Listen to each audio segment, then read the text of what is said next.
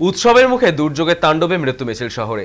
এমন ভয়াবহ পরিস্থিতি বহু বছর দেখেনি শহরবাসী। খাস কলকাতায় বিদ্যুৎস্পৃষ্ট হয়ে বেঘরে প্রাণ গিয়েছে অনেকের। জলমগ্ন শহরতলির পথে মৃত্যুফাঁদ। এর মাঝে একের পর এক জেলা থেকে আসছে বিদ্যুৎস্পৃষ্ট হয়ে মৃত্যুর খবর। এমনই কলকাতা নেতাজিনগর মোড়ে বিদ্যুৎস্পৃষ্ট হয়ে মৃত্যু হয়েছে এক ফল ব্যবসায়ীর। স্থানীয় সূত্রে খবর, নেতাজিনগর মোড়েই ফলের দোকান বাবুকুণ্ডুর। এদিন সকালে ত্রিফলা বাতি স্তম্ভের গায়ে সাইকেল হেলান দিয়ে রাখতে যান ওই ফল ব্যবসায়ী। তখনই ঘটে যায় অঘটনটি।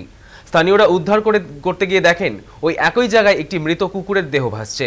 শেষ পর্যন্ত এলাকা বিদ্যুৎহীন করে জমা জল থেকে ওই ফল ব্যবসায়ীকে উদ্ধার করা হয়। এরপর তাকে হাসপাতালে নিয়ে যাওয়া হলে চিকিৎসকেরা তাকে মৃত বলে ঘোষণা করেন। কার্যত এর জেরে গোটা এলাকায় শোকের ছায়া নেমে এসেছে।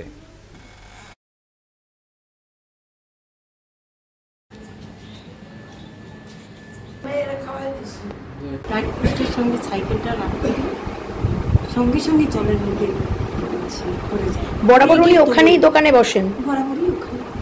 তাও কত বছরের দোকান?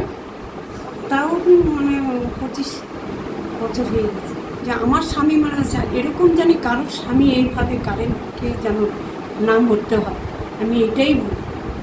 আর কিছু আমার বলার নেই। যে আরও কারোর যে সন্তান, স্বামী বা এসে আর কেউ যে মরবে সেটা আমি মানতে পারছি। সরকারের কাছে এইটাই আমার কাছে দাবি, যেন কারোর এরকম হারাতে না।